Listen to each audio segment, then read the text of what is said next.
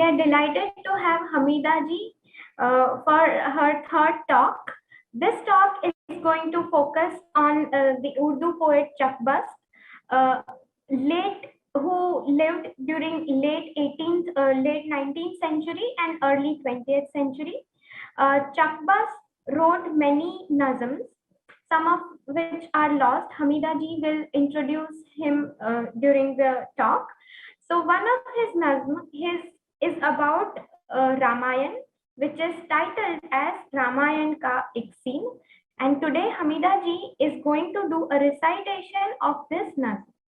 So over to you, Hamida ji, and thank you very much for joining, and thank you very much for proposing this idea, which is a very rarely done. Thank you so much. बहुत बहुत शुक्रिया माना. जैसा कि माना ने आपसे कहा, अभी मैं थोड़ा सा चकबस्त की जिंदगी और उनका जो भी ना तो कंट्रीब्यूशन जो उर्दू अदब के लिए है उस पर 2 मिनट थोड़ी देर के लिए बात करके और फिर मैं आपको रामायण सुनाऊंगी. 19 जनवरी सन 1882 है ना, 1882 में आपकी पैदाइश बमुकाम फैजाबाद अपने ननिहाल में हुई थी, है ना, अपने मामू पंडित लालिता प्रसाद के यहाँ. उनके वालिद पंडित अवधत नारायण चकबस्त कश्मीरी पंडित थे, कश्मीरी ब्राह्मण थे, इसलिए उन लोगों के नाम के आगे हमेशा पंडित लगता है. पंडित अवधत नारायण भी शायर थे और वो यकीन तखल्लुस करते थे. अभी ब्रिज नारायण की उम्र सिर्फ 5 साल की थी कि बाप का साया सर से उठ गया. तो अब्बा के इंतकाल के बाद माँ उन्हें लेकर लखनऊ अपने ननिहाल चली गई और अपने भाई लालिता प्रसाद के यहाँ रहने लगी, है ना, उनके साथ रहने लगी. तो बाप वो लोग कश्मीरी मोहल्ले में क़याम करते थे, वहाँ रहते थे, और उनके जो भाई थे ये लालिता प्रसाद, वो म्युनिसिपैलिटी में मुलाजिम थे. तो ब्रिज नारायण के लिए एक मौलवी साहब घर पर उर्दू और फारसी पढ़ाने आते थे. बाद में आपने गवर्नमेंट जुबली हाई स्कूल से 10वीं पास की, किंग कॉलेज से बीए करके और साथ ही एलएलबी की डिग्री भी हासिल की. और फिर वो शहंशाह हुसैन रिजवी के साथ 6 महीने तक आपने वकालत की ट्रेनिंग ली उनके पास, और फिर उन्हीं के साथ वकील की हैसियत से काम करने लगे. बाद में खुद अपना दफ्तर उन्होंने अलग खोल दिया था. इस दरमियान में आपकी शादी हुई, मगर बदकिस्मती से पहले बच्चे की पैदाइश पर ही उनकी बीवी का इंतकाल हो गया, और कुछ दिनों के बाद बेटा भी फोत हो गया. और फिर उन्होंने कुछ अरसे के बाद फिर एक शादी की, और जिससे उनकी बेटी महाराज दुलारी पैदा हुई. चकबस्त कश्मीरी समाज में भी बहुत काम करते थे. उन्होंने एक कश्मीरी यंग मैन एसोसिएशन कायम की और एक बाहर लाइब्रेरी भी कायम की. कश्मीर उस जमाने में लखनऊ में कश्मीर के एक फकीर के नाम पर ऋषि पीर के नाम से एक यज्ञ होता था. तो ऋषि पीर इसलिए कहा जाता है कि हिंदू उसको ऋषि समझते थे और मुसलमान उसको पीर समझते थे, इसलिए वो ऋषि पीर कहलाए, और एक यज्ञ होता था. धीरे धीरे जैसा कि हमारे यहाँ पर होता है कि उसके अंदर बुराइयां पैदा होने लग गई, और है ना, जैसा आप लोग जानते हैं उस बात को, तो फिर उन्होंने चकबस्त ने उसको बंद करवा दिया, है ना. तो ये एक काम था जो उन्होंने किया. इसके साथ ही साथ वो बेवा की दूसरी शादी के बहुत हामी थे. आपको पता ही है कि उस जमाने में हमारे यहाँ पर बेवा की दूसरी शादी नहीं होती थी, चाहे कितनी भी छोटी उम्र में वो बेवा हो गई हो. तो ये बात उनको बहुत नागवार गुजरती थी कि क्यों एक बच्ची जो है वो बेवा हो जाए तो फिर उसकी शादी ना हो. तो वो इसकी कोशिश करते थे, और आखिर एक बेवा की शादी हुई तो उन्होंने बर्क़ इस्लाह नाम से, बर्क़ यानी बिजली और इस्लाह मतलब ना सही होना समाज में, तो उन्होंने उस उन्वान से एक बहुत ही अच्छी नज्म लिखी है, और अपने समाज के लोगों को उन्होंने बहुत सराहाया कि आप लोगों ने इस तरह का एक कदम उठाया. ठीक है. जहां तक अदब का सवाल है, आप एक मुसन्निफ, एक राइटर भी थे और शायर भी थे. आपने 12 साल की उम्र में शेर कहना शुरू कर दिया था. ہے نا. اور سوشل کانفرنس کشمیری پنڈتا، یہ ایک کانفرنس ہوا کرتی تھی جو اس میں وہ پڑھا کرتے تھے. اور آپ کو ان جلسوں پر بہت ناز تھا، آپ کو بہت خوشی ہوتی تھی اس بات سے کہ ہم لوگ اس طرح کا جلسہ کرتے ہیں اور کشمیری لوگ سب اکٹھے ہوتے ہیں. تو اس میں انہوں نے 2 میں شعر آپ کے سامنے پیش کرتی ہوں کہ وہ کہتے ہیں کہ ہے گل مقصود سے پر گلشن کشمیر آج، دشمنی نا اتفاقی سبزہ بیگانہ ہے. سبزہ بیگانہ وہ اردو شاعری میں سبزہ کہتے ہیں دھوپ کو، گھاس کو. تو کیونکہ وہ اکیلا ایسا رہتا ہے نا تو اس کو اکیلا سمجھتے ہیں. تو کہتے ہیں ہمارے یہاں پر اس شعر کا مطلب یہ ہے کہ کشمیر میں کے لوگوں کے بیچ میں نہ دشمنی ہے نہ اتفاق ہے کسی بات کا. ہم لوگ جو ہے نا ایک طرح سے ہم ایک مقصد کو لے کے اور ہم گل کی طرح سے کھلتے ہیں. اور اسی کے آگے ایک اور ہے کہ ہے جو روشن بزم قومی ترقی کا چراغ، ہے نا، کہ بھئی قوم میں ترقی ہونی چاہیے، ہمیشہ کچھ نہ کچھ تبدیلی، کچھ نہ کچھ ترقی ہونی چاہیے. تو ہے جو روشن بزم قومی ترقی کا چراغ، دل فدا ہر ایک کا اس پر صورت پروانہ ہے. ٹھیک ہے. پھر 16 سال کی عمر میں آپ نے نظم جلوہ صبح لکھی جو بہت اچھی نظم ہے. آپ نے ہر طرح کے موضوع پر، ہے نا، ہر طرح کے سبجیکٹ پر نظمیں لکھی ہیں. برسات، درد دل، گائے، اس طرح سے بہت سارے ایسے تو موضوع ہیں. اور پھر آپ نے ذاتی نظمیں بھی لکھی ہیں جیسے گنگا پرشد ورما پہ، گوپال کرشن گوکھلے پر، ہے نا. اور لیکن خاص زیادہ تر آپ کی نظمیں جو ہے نا وطن پر ہے. اور بہت ساری نظمیں الگ الگ عنوان سے آپ نے وطن پہ لکھی ہے اور نہ اپنے لوگوں کو بھی سراہا ہے، وطن کی بھی تعریف کی ہے. تو میں صرف 2 شعر آپ کی خدمت میں پیش کر رہی ہوں.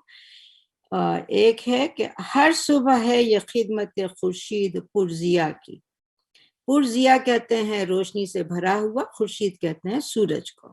ہے نا. تو سورج ہر صبح سورج یہ خدمت کرتا ہے،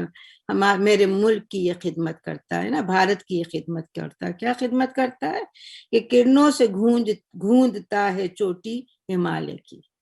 ہے نا.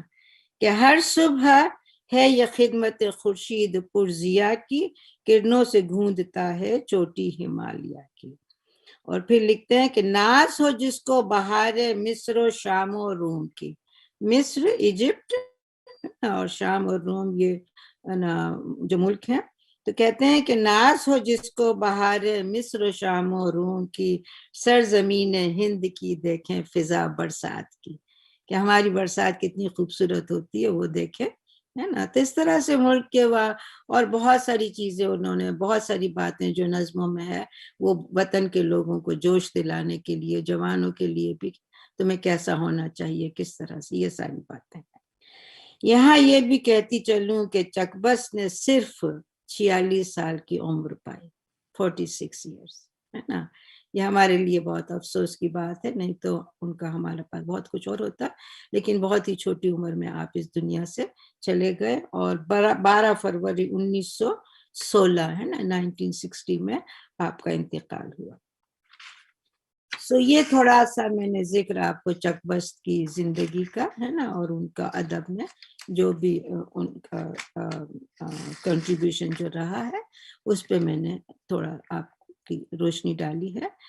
اب ہم جس مقصد کے لیے آج جمع ہوئے ہیں نا، رامائن کی نظم میں آپ کے سامنے پیش کرتی ہوں. تو اس کے بارے میں آپ کو یہ کہنا چاہوں گی کہ پنڈت برج نارائن چکبست نے رامائن کے کئی سین لکھے ہیں، ہے نا. لیکن افسوس کی بات ہے کہ وہ ہمارے پاس اب نہیں ملتے ہیں، دستیاب نہیں ہیں. اور وہ 1906 میں، ہے نا، 1906 میں وہ یہ شائع ہوئی تھی، یہ نظم شائع ہوئی تھی. اور جو میں سنا رہی ہوں اس میں 2 سین ہیں، ہے نا. تو پہلے میں یہ ہے کہ رام چندر کے قصے سے تو آپ سب واقف ہیں نا، تو اس کو میں کچھ نہیں کہہ رہی. تو پہلا سین جو ہے وہ یہ ہے کہ رام اپنے ابا دشرتھ سے ودا ہو کے اب ماں سے ودا ہونے جا رہے ہیں. تو ظاہر ہے کہ ان کو پریشانی ہے، وہ ہے نا، ان کے دماغ میں کئی طرح کے جذبات آ رہے ہیں. ماں سے جنگل میں جانے کی ودا لینا آسان کام تو نہیں تھا نا. تو کچھ جو جذبات ان کے ہیں، جو رام پہ گزر رہی ہے اس کا ذکر ہے، اور ادھر جو ماں کے حالات ہے اس کا ذکر ہے. اور پھر اس کے بعد انہوں نے دونوں ماں اور بیٹے کے بیچ میں جو گفتگو ہوتی ہے، جو بات ہوتی ہے نا، اس کا ذکر کیا ہے، بڑے خوبصورت انداز میں کیا ہے. ٹھیک ہے، تو میں تو سماعت فرمائے رامان.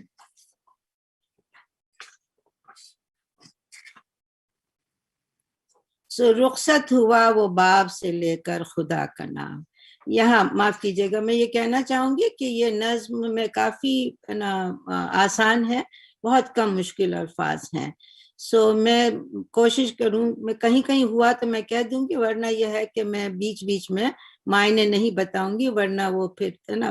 پڑھنے کا تسلسل جاتا رہتا ہے نا. تو آپ لوگ اگر کچھ نوٹ کرنا چاہیں تو نوٹ کر لیں، اور پھر بعد میں ہم اس پہ بات کر سکتے ہیں. ٹھیک ہے،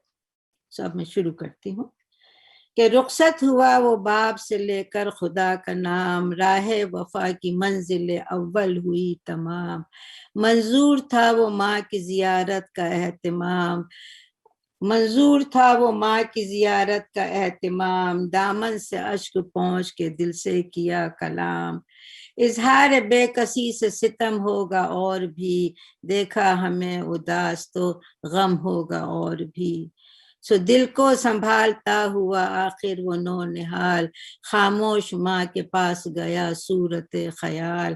دیکھا تو ایک در میں ہے بیٹھی وہ خستہ حال، سکتا سا ہو گیا ہے یہ ہے شدت ملال.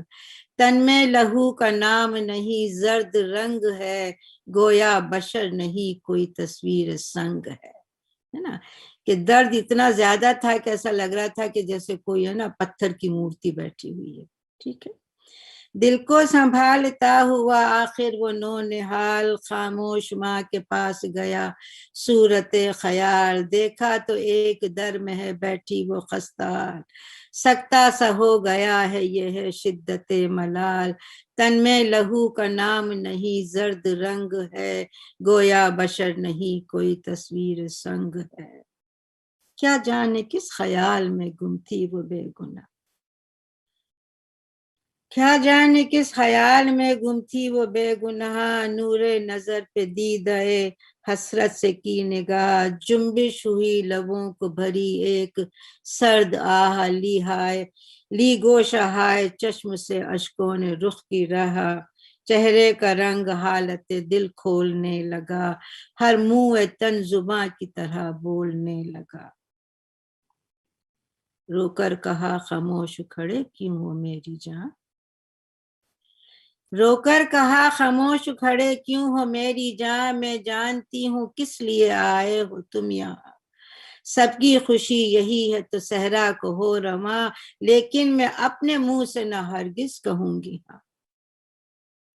سب کی خوشی یہی ہے تو صحرا کو ہو رواں، لیکن میں اپنے منہ سے نہ ہرگز کہوں گی ہاں. کس طرح بن میں آنکھوں کے تارے کو بھیج دوں، جوگی بنا کے راج دلارے کو بھیج دوں.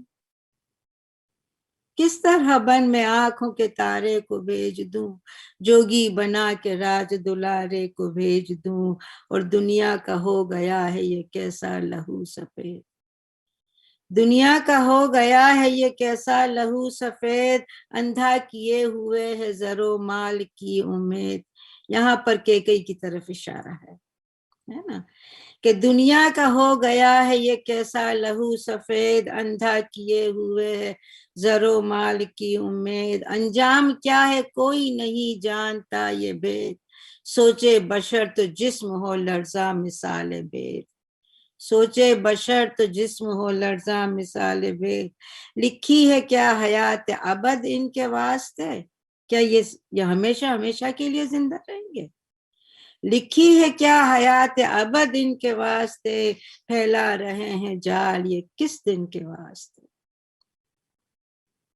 لیتی کسی غریب کے گھر میں اگر جنم، لیتی کسی غریب کے گھر میں اگر جنم، ہوتے نہ میری جان کو سامان یہ بہم. تم میرے لال تھے مجھے کس سلطنت سے کم، خوش ہوں میں کوئی پھونک دے اس تخت و تاج کو، خوش ہوں میں کوئی پھونک دے اس تخت و تاج کو، تم ہی نہیں تو آگ لگاؤں گی راج کو، تم ہی نہیں تو آگ لگاؤں گی راج کو۔ کن کن ریاضتوں سے گزارے تھے ماہ و سال، دیکھی تمہاری شکل جب اے میرے نو نہال، پورا ہوا جو بیاہ کا ارمان تھا کمال، آفت یہ آئی مجھ پہ ہوئے جب سفید بال، چھٹتی ہوں ان سے جوگ لیا جن کے واسطے، کیا سب کیا تھا میں نے اسی دن کے واسطے، چھٹتی ہوں جس سے جوگ لیا جس کے واسطے، کیا سب کیا تھا میں نے اسی دن کے واسطے، سرزد ہوئے تھے مجھ سے خدا جانے کیا گناہ، سرزد ہوئے تھے مجھ سے خدا جانے کیا گناہ، مجدار میں جو یوں میری کشتی ہوئی تباہ، آتی نظر نہیں کوئی امن و اما کی راہ، اب یہاں سے کوچ ہو تو عدم میں ملے پناہ، تقصیر میری خالق عالم بحل کرے، تقصیر میری خالق عالم بحل کرے، آسان مجھ غریب کی مشکل اجل کرے۔ سن کر زباں سے ماں کی یہ فریاد درد خیز،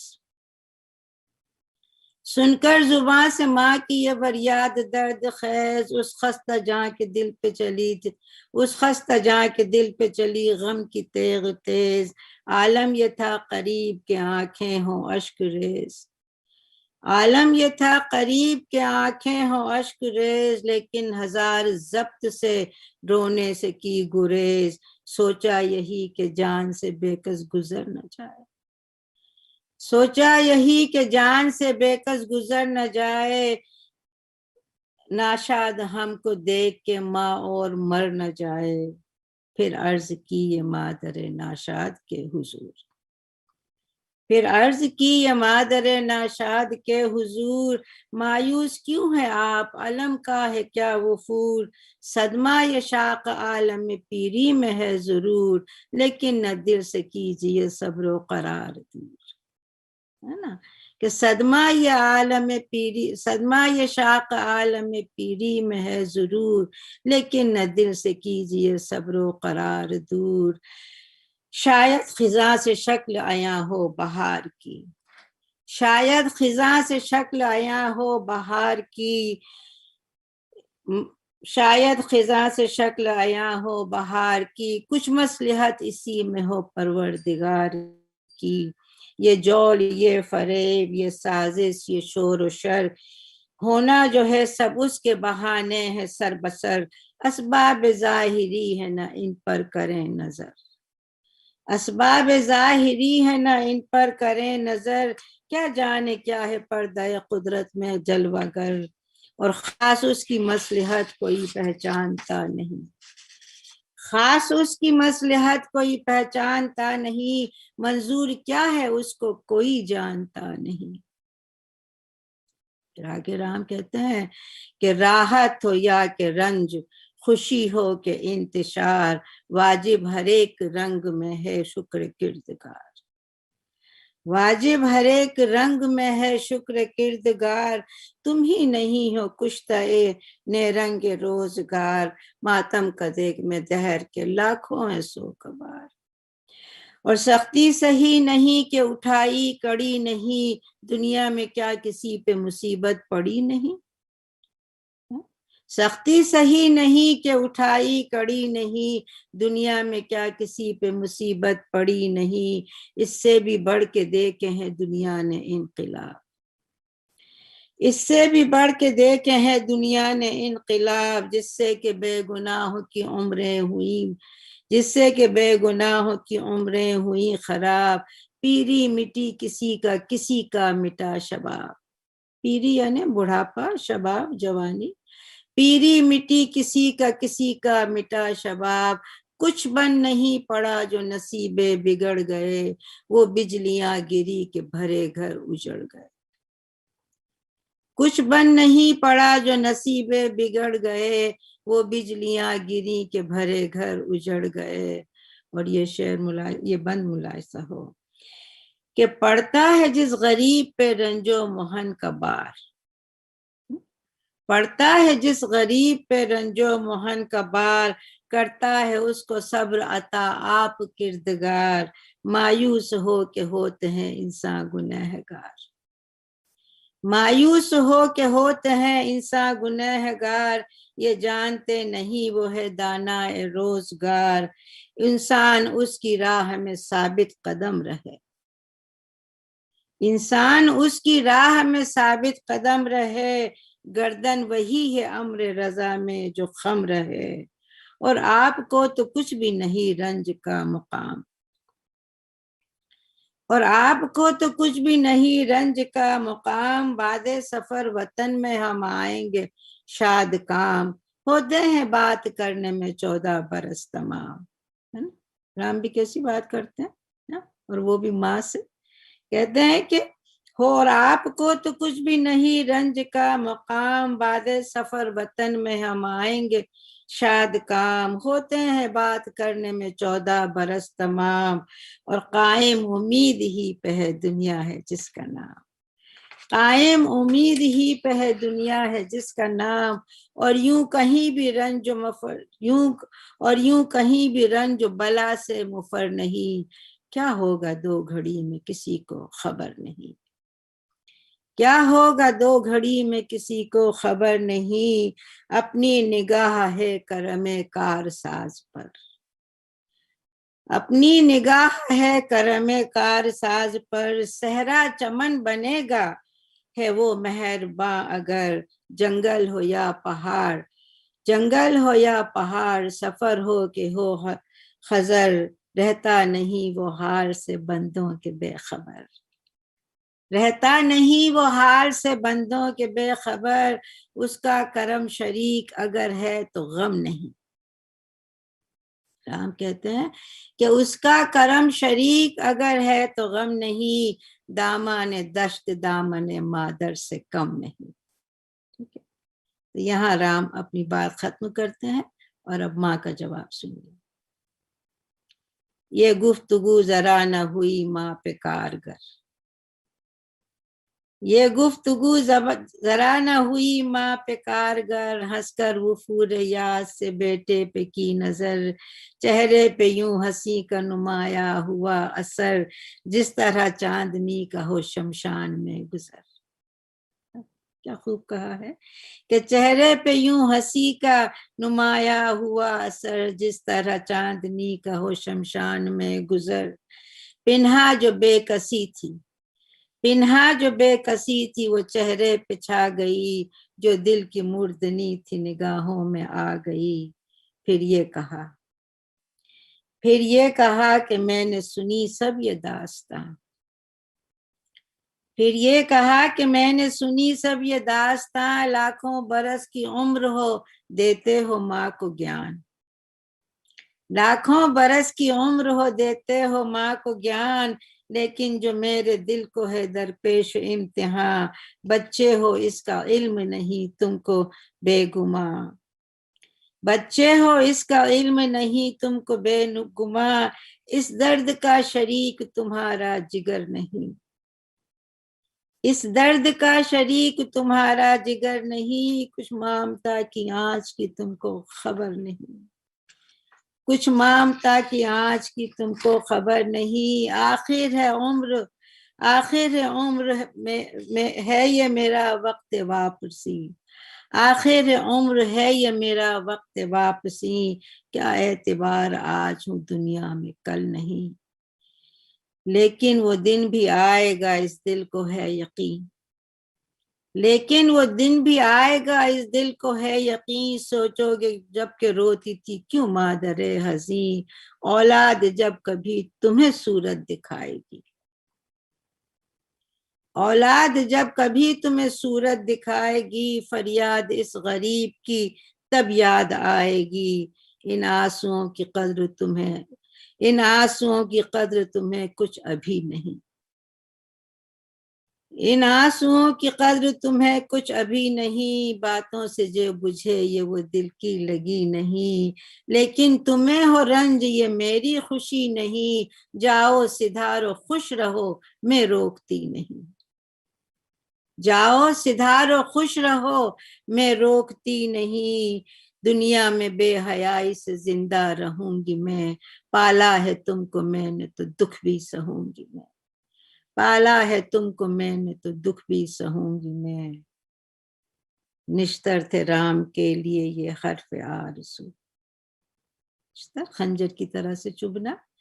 نشتر تھے رام کے لیے یہ حرف آرزو، دل ہل گیا سرکنے لگا جسم سے لہو، سمجھے جو ماں کے دین کو،